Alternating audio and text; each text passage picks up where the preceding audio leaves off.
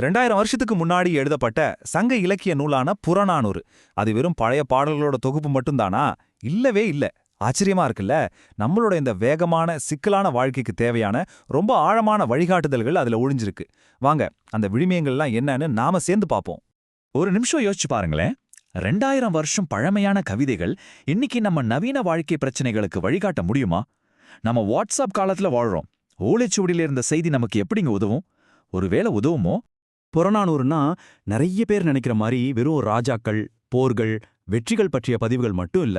அதுக்கும் மேல காலத்தால அழிக்கவே முடியாத மனித மாண்புகளை பத்தி பேசுது.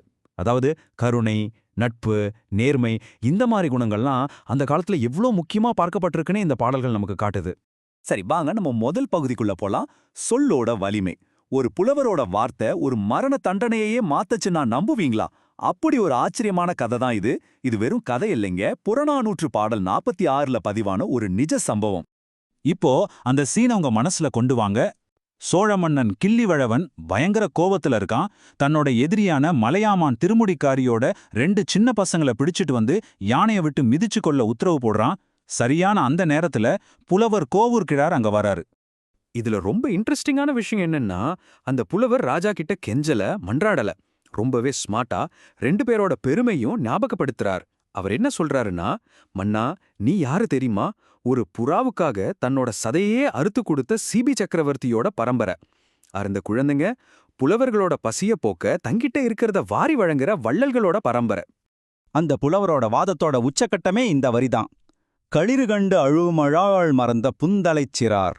அடடா, என்ன ஒரு வரி! அதாவது தங்களை கொல்ல வந்த அந்த யானைய பார்த்ததும் அந்த பிஞ்சு குழந்தைங்க அழுகைய மறந்துட்டு அதோ பாரு யானை அப்படின்னு ஆச்சரியமா பாக்குதுங்களாம். அவங்களோட அந்த அறியாமைய இதை விட அழகா சொல்ல முடியுமா சொல்லுங்க? இத கேட்டதும் அந்த ராஜா அப்படியே ஷாக் ஆகி நிக்கிறான். அந்த குழந்தைங்களோட அறியாமையும் 2 பேரோட வம்சப்பெருமையும் அவனுக்கு உரைக்குது. கோபம் போய் கருணை வந்துருச்சு. உடனே அந்த பசங்களை விடுதலை செஞ்சுட்டான். இங்க பாருங்க, ஒரு கண்மூடித்தனமான ஆத்திரத்தை அறிவும் கருணையும் நிறைஞ்ச வார்த்தைகள் ஜெயிச்சிருக்கு. இன்னைக்கு சோஷியல் மீடியாவில் நாம பாக்குறோம் இல்லையா, வேகமா கோவமா பதில் சொல்றதை விட நிதானமான அர்த்தமுள்ள வார்த்தைகளுக்கு எவ்வளவு பவர் இருக்குன்னு இது ஒரு டைம்லெஸ் லெசன். அடுத்து நாம பார்க்க போறது உறவுகளோட ஆழத்தை பத்தி.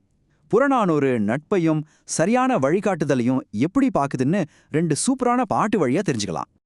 இது நிஜமாவே ஒரு ஆச்சரியமான நட்பு கதை. சோழராஜா கோப்பெருஞ்சோழன், பாண்டிய நாட்டு புலவர் பிசிராந்தையார் 2 பேரும் எதிரெதிர் நாட்டுக்காரங்க. ஒருத்தர் நேர்ல பார்த்ததே கிடையாது. ஆனா ஒருத்தரை பத்தி ஒருத்தர் கேள்விப்பட்ட நல்ல குணங்களை வச்சே ரொம்ப நெருங்கிய நண்பர்களா இருந்திருக்காங்க.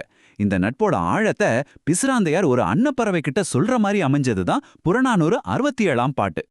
அந்த புலவர் அன்னத்துக்கிட்ட எப்படி வழி சொல்றாருன்னு கேளுங்க. அன்னமே, முதல்ல தெற்கே குமரித்துறைக்கு போய் ஐரை மீனை நல்லா சாப்பிடு. அப்புறம் அப்படியே வடக்கு நோக்கி பறந்து சோழ நாட்டுக்கு போ. அங்க உறையூர் அரண்மனைக்குள்ள எந்த தயக்கமும் இல்லாம உள்ள போ. உள்ள போனதும் நாம் பிசிராந்தியாரோட ஆளுன்னு ஒரே ஒரு வார்த்தை சொன்னா போதும். அந்த ராஜா உன்னோட பெண் அன்னத்துக்கு சூப்பரான நகைகளை எல்லாம் பரிசா தருவாருன்னு சொல்றாரு. தன் நண்பனோட கொடை மேல அவருக்கு எவ்வளோ ஒரு அசைக்க முடியாத நம்பிக்கை இருந்திருந்தா இப்படி சொல்லிருப்பாரு பாருங்க. உறவுனா இது மட்டும்தானா? இல்ல, மத்தவங்களுக்கு வழிகாட்டுறதும் கூட ஒரு உறவு தான். புறநானூறு 68ல ஒரு சீன் வருது.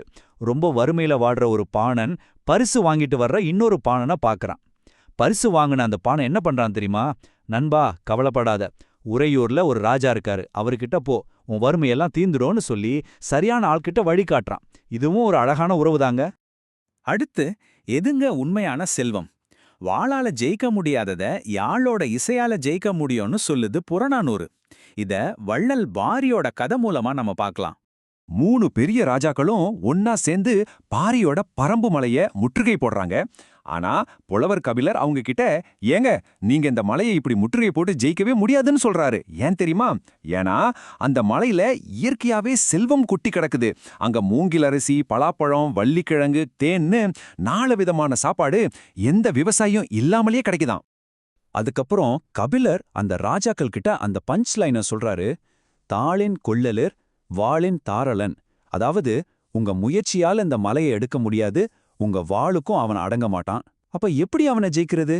ஆடிநீர் பாடிநீர் செலினே நாடும் குன்றும் ஒருங்கு ஈயுமே. நீங்க கலைஞர்களா பாட்டு பாடி ஆடி சென்றா அவன் தன் நாட்டையும் மலையையும் சேர்த்தே உங்களுக்கு தந்து விடுவான். அடையப்பா, காசு பொருள் சேர்க்கறது தான் வெற்றின்னு நினைக்கிற நம்ம உலகத்துல உண்மையான செல்வாக்கு அதிகாரத்துல இல்ல, நாம மத்தவங்களோட மனசை எப்படி ஜெயிக்கிறோங்கிறதுல தான் இருக்குன்னு இதை எவ்வளவு அழகா சொல்லுது. சரி, இப்போ நாம இந்த பகுப்பாய்வோட உச்சகட்டத்துக்கு வரோம். சான்றோரோட பண்பு. இந்த உலகம் இவ்வளவு பிரச்சனைகளுக்கு நடுவுலயும் ஏன் இன்னும் சுத்திட்டு இருக்கு? இந்த கேள்விக்கு புறநானூறு 182ஆம் பாட்டு ரொம்ப ஆழமான ஒரு பதில சொல்லுது. கடலுக்குள்ள மூழ்கி இறந்த இளம் பெருவழுதிங்கிற ஒரு பாண்டிய ராஜா பாடின பாட்டு இது. இதுல சான்றோர்களோட குணங்களை லிஸ்ட் போடுறாரு. அவங்க தங்களுக்கு அமிர்தமே கிடைச்சாலும் அதை தனியா சாப்பிட மாட்டாங்களாம். யாரையும் வெறுக்கவே மாட்டாங்க. மத்தவங்க எதுக்கு பயப்படுறாங்களோ அதுக்கு இவங்களும் பயப்படுவாங்க. புகழுக்காக உயிரை கூட கொடுப்பாங்க. ஆனா பழி வரும்னா இந்த உலகத்தையே பரிசா கொடுத்தாலும் வேண்டான்னு சொல்லிடுவாங்க. இது எல்லாத்துக்கும் மேல ரொம்ப முக்கியமா தனக்காக வாழாம மத்தவங்களுக்காக வாழ்வாங்க. இந்த பாட்டோட முடிவுரை என்ன தெரியுமா? இந்த மாதிரி மாண்புமிக்க சான்றோர்கள் இந்த உலகத்துல இருக்கிறதுனால தான் இந்த உலகம் இன்னும் அழிஞ்சு போகாம இயங்கிட்டு இருக்கு. சுயநலமே இல்லாத இந்த மனிதர்கள் தான் நம்ம சமூகத்தோட அச்சாணிகள். ஓகே, நாம கடைசி கட்டத்துக்கு வந்துட்டோம். இன்றும் வாழும் நெறிகள். 2000 வருஷத்துக்கு முன்னாடி எழுதப்பட்ட இந்த பாட்டுகள்ல இருந்து நாம இன்னைக்கு என்ன கத்துக்கலாம்? இதுதாங்க முக்கியமான பாயிண்ட். புறநானூறுங்கிறது வெறும் பழைய காலத்து வரலாறு கிடையாது. அது ஒரு லைஃப் கைடு. வன்மத்தை விட கருணை தான் பெருசு, தனியா இருக்கிறத விட நட்பு தான் பெருசு, அதிகாரத்தை விட பெருந்தன்மை தான் பெருசு, சுயநலத்தை விட பொதுநலம் தான் பெருசுன்னு எந்த காலத்துக்கும் பொதுவான விழுமியங்களை இது நமக்கு தெளிவா காட்டுது. இந்த அலசல ஒரு கேள்வியோட முடிச்சுக்கலாம். 2000 வருஷத்துக்கு முன்னாடி ரொம்ப பெருமையா பேசப்பட்ட இந்த சான்றோர் பண்புகள் இன்னைக்கு நம்மகிட்ட, நம்ம சமூகத்துல எந்த அளவுக்கு உயிரோட இருக்கு? நீங்களே கொஞ்சம் யோசிச்சு பாருங்க.